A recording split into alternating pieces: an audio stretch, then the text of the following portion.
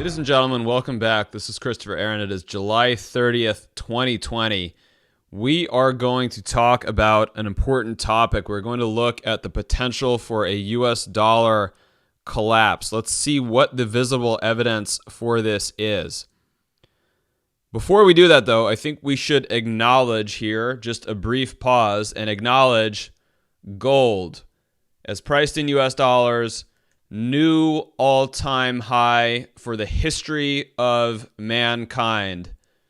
This is the highest price that gold has ever been. So anyone who has ever purchased gold and held on to it is now in a profitable situation.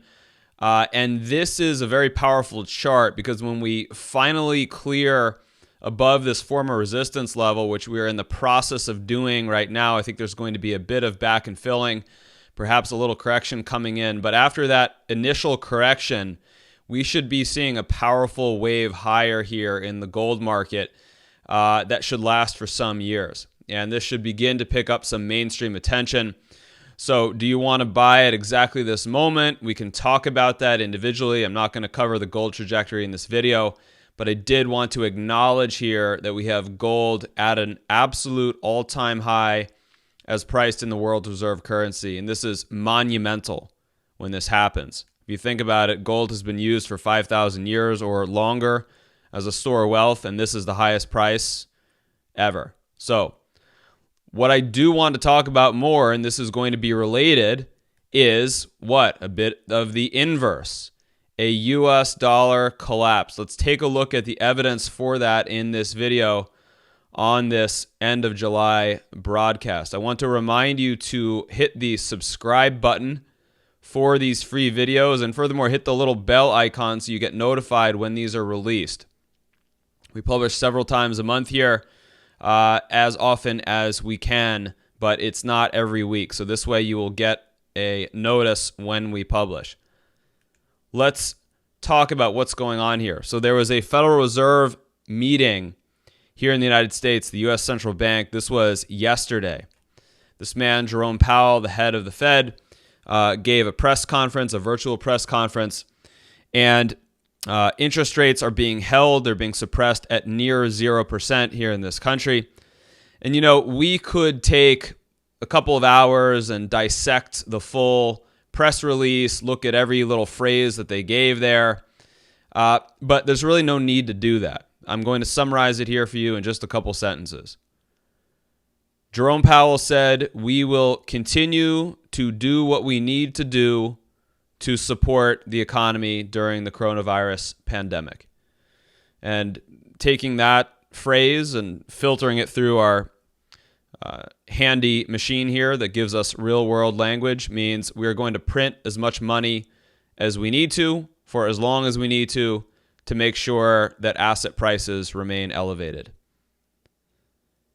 And a thinking person at this point has to begin to ask themselves some questions. How is this going to impact the value of the currency? If they continue to print dollars, and even if there are waves of deflation that come again where those dollars perhaps are not getting into circulation, maybe people keep their dollars and stuff them under the mattress, or banks are not lending, a thinking person has to begin to ask themselves, are the chickens about to finally come home to roost? I think they are. And I think we have the evidence for that when we look at the US dollar. This is the value of the US dollar compared to a basket of world currencies. And we are looking 1980 through the present.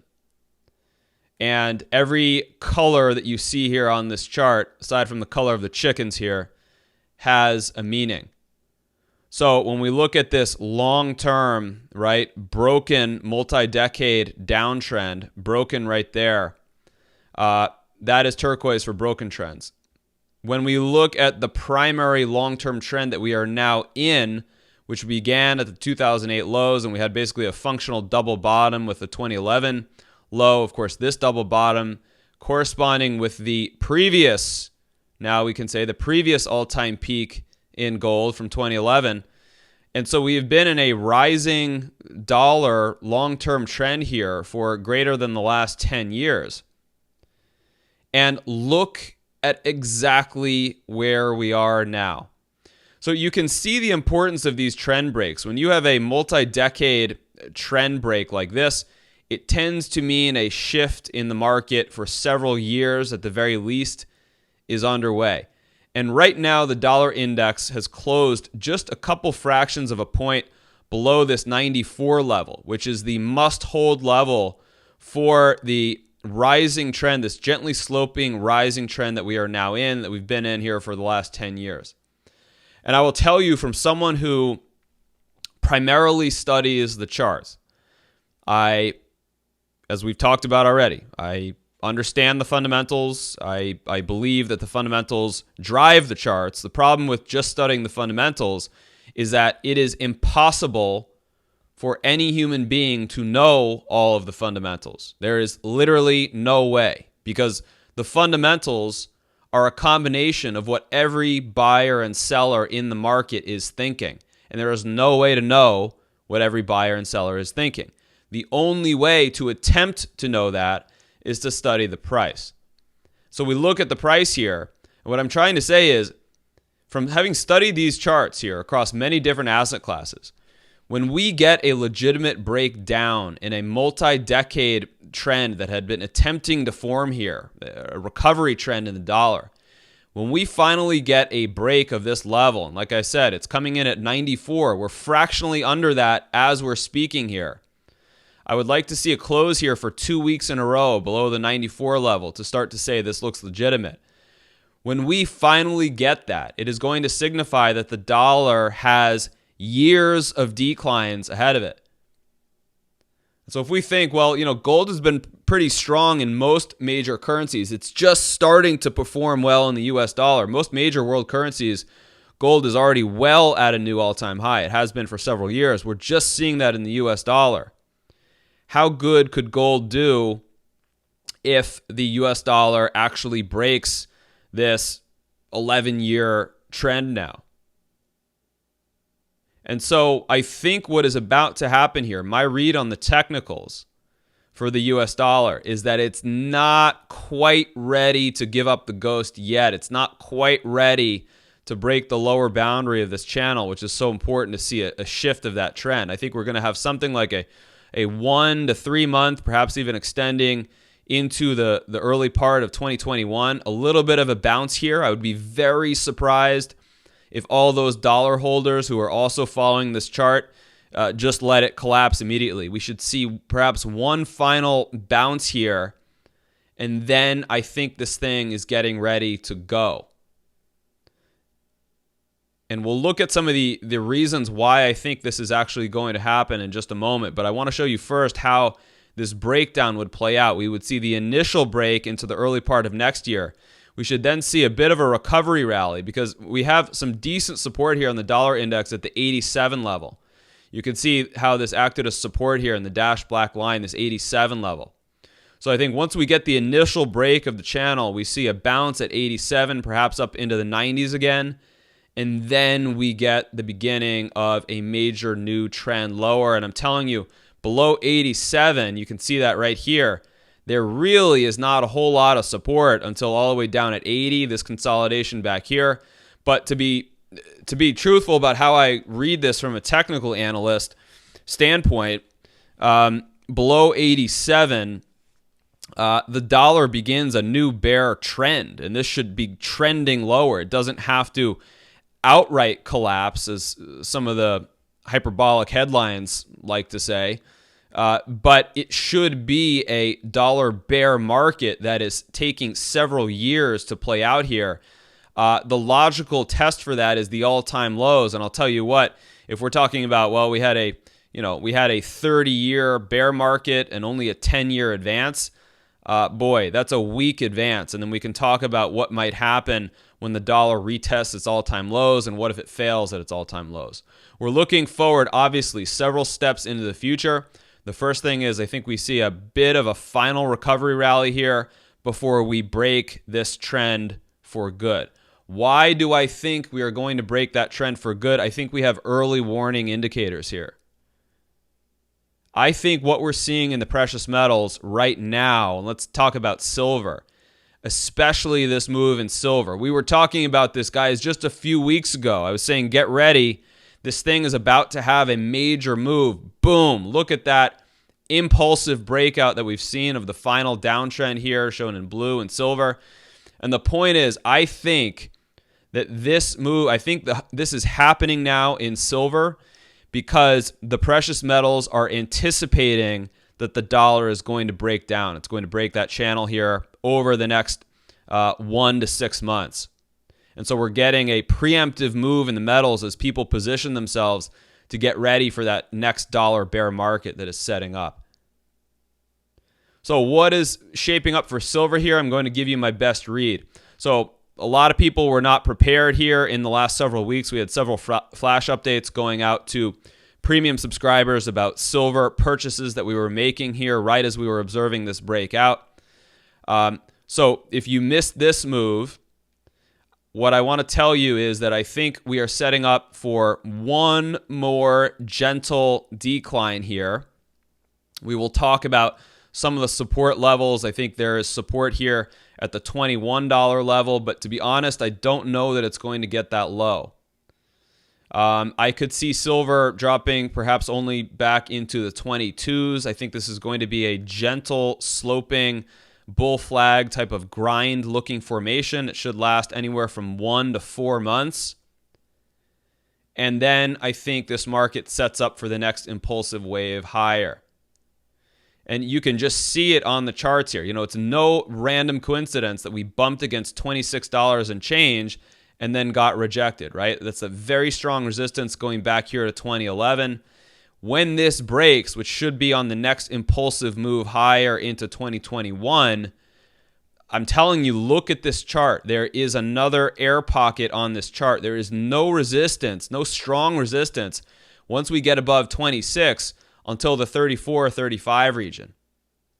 And so what I'm saying is for silver and for silver mining investors or silver traders, no matter what category you fall into, my message is going to be changing once we break this $26 level. I'm going to have people I know that are going to come on as clients, and they're going to be saying to me, you know, when we're already up here in the 30s, what do I do now? And unfortunately, it's going to be a different message, which is that you've really already missed a significant portion of the move, and you have to be more careful. I think in this process that's coming up here over the next several months, this is the final opportunity at what we're going to call value silver purchases.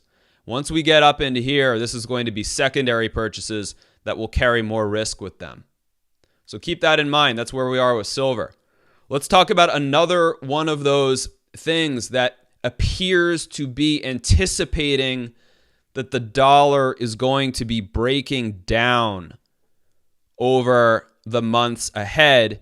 It is the gold miners. And we usually focus on the senior gold miners, but I think when we look at the mid-tier and the junior gold miners, and for full disclosure, I own this fund, the GDXJ fund. This is a mid-tier and junior gold mining fund. And look at this. We're seeing the entirety of the mining complex, the gold mining complex, breaking out of a massive stage 1 base here. This is a very powerful formation that is now breaking out. For that matter, we have an official higher target for the GDXJ itself of 85. And right here for the week, we are only at 58 and change.